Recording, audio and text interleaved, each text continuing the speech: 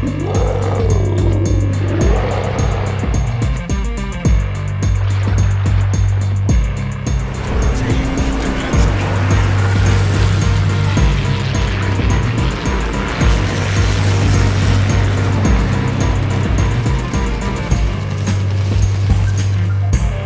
is the Yūdachi, a Tier 7 premium Japanese destroyer. The ship was the campaign ship in May of 2020 during the Sword of the Pacific campaign, and it is one heck of a torpedo boat with great concealment. It has among the best concealment of Tier 7 destroyers in the game, at least in my port.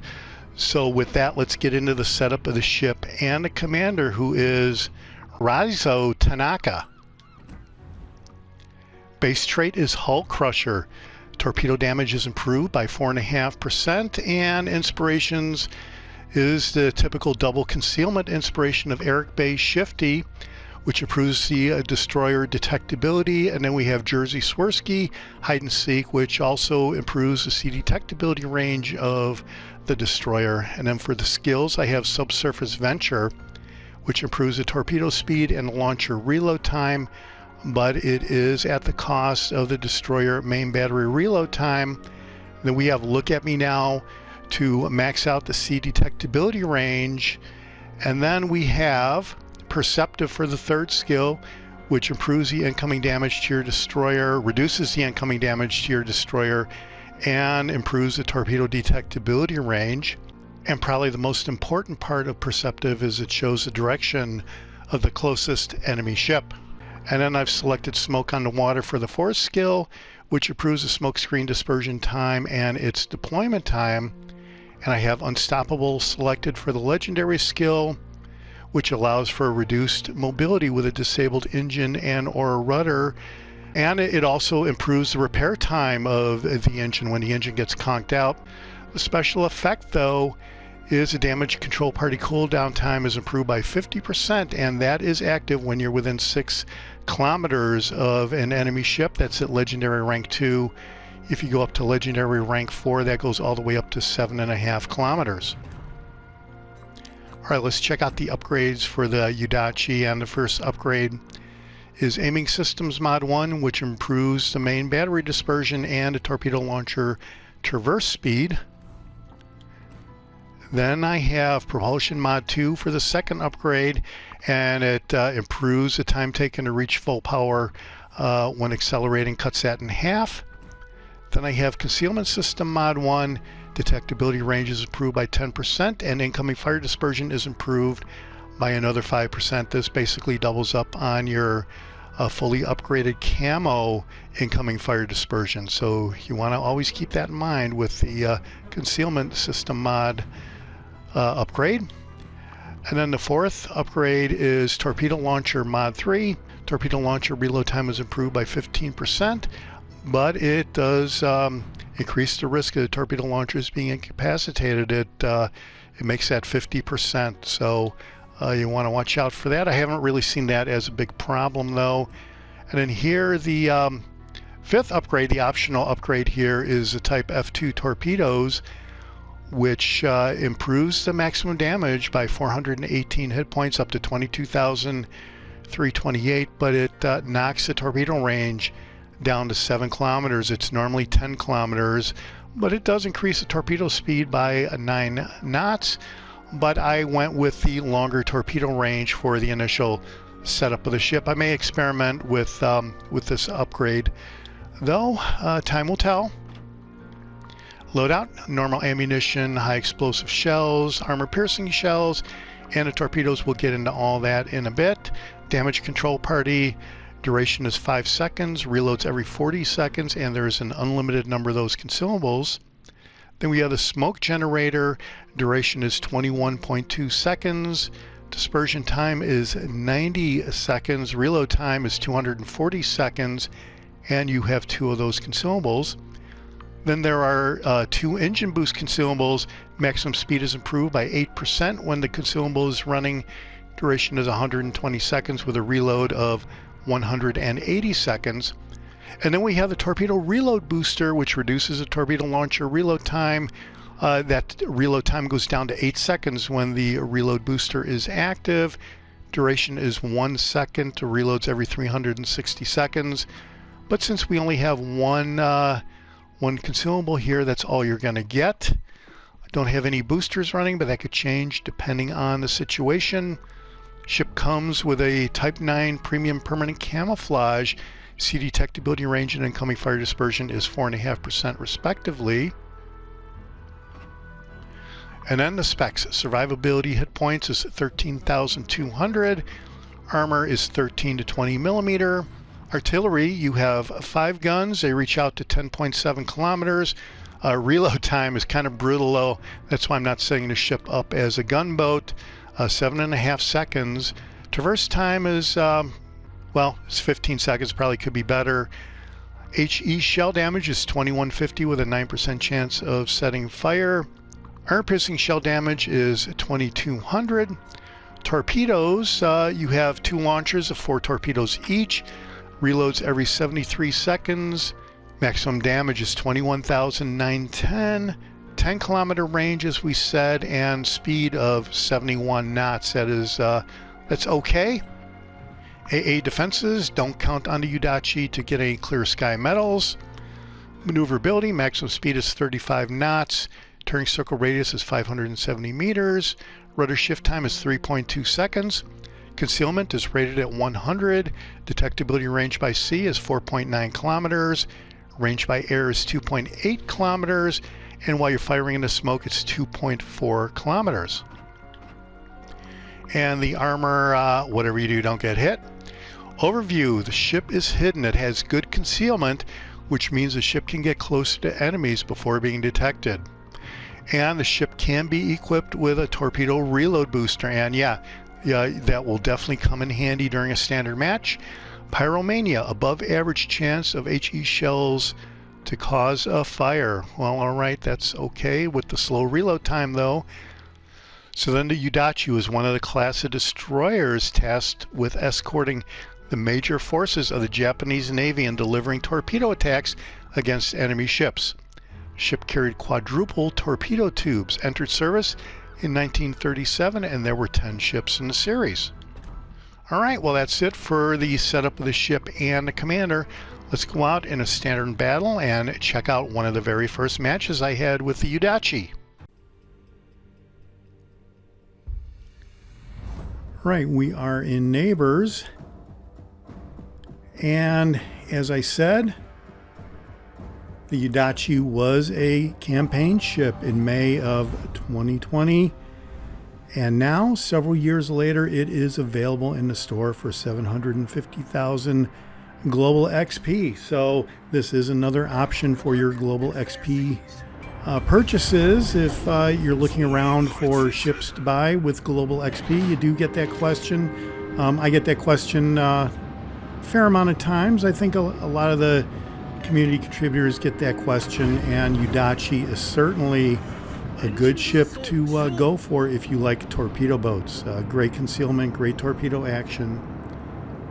And actually what it said in the campaign notes for the Sword of the Pacific campaign is the Yūdachi can provide massive torpedo surprise attacks, and it's definitely the name of the game for this Predator, taking full advantage of her ability to simultaneously use a smoke generator and a torpedo reload booster. So this is right around when I first started playing World of Warships Legends, and this could have been the first ship that they released that had a torpedo reload booster. I'm not really exactly sure about that, but then they go on to say that you should measure your attacks well because her artillery is best used for defense and support, and that is certainly true. So here we are sizing up in Azuma over here, and we are staying out of their detection range for us. And yeah, these 10-kilometer torpedoes are definitely the way to go here. I did hit the torpedo reload booster, and I got 16 torpedoes in the water right off the bat, and I'm saturating that area with the ship.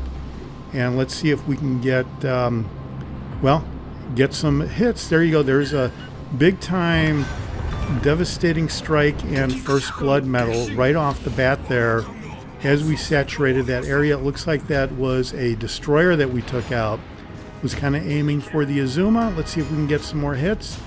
Only 14,000 damage, but that probably was the entire hit pool for that destroyer. So here I am putting on the brakes with that destroyer out of the way. I don't really have to worry about another red team destroyer. At least that's how I'm looking at it at this point. And got 19 seconds for the torpedoes to reload, and with a 73 second reload, these torpedoes do reload pretty quick.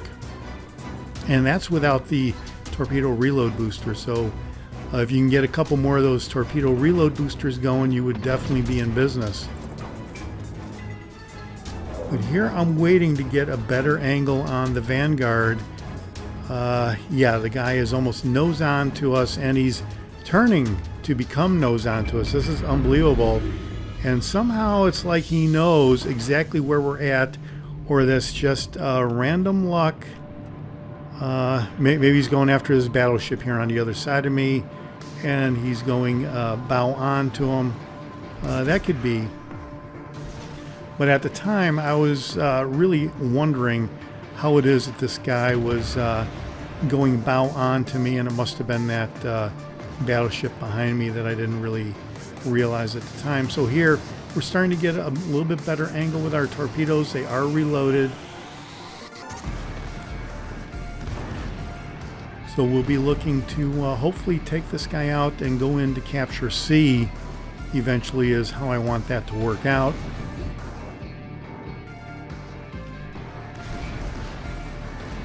And I'm definitely trying to stay out of the detection range of the Vanguard there.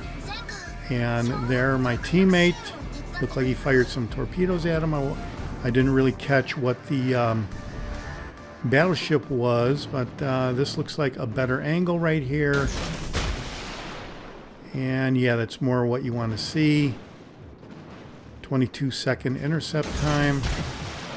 And now we are going to be become visible here to the Vanguard. And it looks like my teammate is going to ram him. And let's see, do we get some more torpedo hits? All right, so we took out a second ship right there on 2 more torpedo hits. So yeah, these torpedoes are definitely doing the job at the moment. 44,000 damage, 2 destroyed ships, 4 torpedo hits. So yeah, Tier 7, you might want to consider putting your Torpedo Epic Mod on this ship, since it can really pump out the torpedoes fairly quickly. And there's this Azuma that we were looking at earlier. That guy is definitely hanging around. And all right, it looked like he is gone right there. So now I'm going to swing around and come in, and yeah, I'm going to be looking to capture C right here. And yeah, if this was any kind of a gunboat, I'd be more concerned about the traverse speed of the main guns and getting more damage out of them. But I'm not really looking to use the guns at all with this ship. Actually, even though I do have a couple main gun hits there, I'm not really, that is not my main concern at all. And all right, so the Vittorio Veneto is in range here, and we got in here just in the nick of time to capture C. All right, now we're going to move over toward B. Yeah, so it was kind of interesting to go back and look at the sort of the Pacific campaign. It was only 90 milestones over 5 weeks. Now it's kind of common to have 100 milestones. There were 90 milestones, so you could have bought out the campaign for $90, is kind of like what my calculations are showing. And there's the red team Yūdachi. And I'm just firing in the gap. I'm going to go around on the other side of this island here and start capturing B. Fired those torpedoes in case that Yūdachi came back in the gap there. But yeah, it was definitely interesting to go back and remind myself about the old campaign back there. And I got to admit, when I first started playing the game, I didn't really understand anything about the campaigns. The first campaign I completed was a campaign where I unlocked the Roma, and it took me that long to try to come to grips with what the campaigns were all about, and that's probably why I do some of the videos I do to help the beginning players, the advanced players. I'm sure they don't get hardly anything out of that, but for me, I had a hard time coming to grips with the basic mechanics of the game, I guess is what I'm trying to say. So yeah, once I figured out what the campaigns were all about, no problem. But you did kind of have to figure it out. I'm sure I looked at some YouTube videos at the time, but it took me several months to come to grips with what I had to do to actually complete the campaign and what the Admiralty backing was all about. So, all right, so we did a solo capture here on B. A is already taken, so we are definitely in a runaway on this match here. Still got 2 destroyed ships, looking for a third one. Take a couple shots at the Colorado, you never know.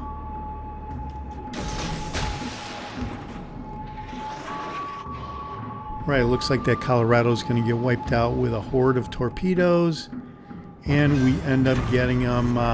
It was just random luck right there. We didn't really get that much more damage there, so he was definitely on a sliver of health by the time we hit him.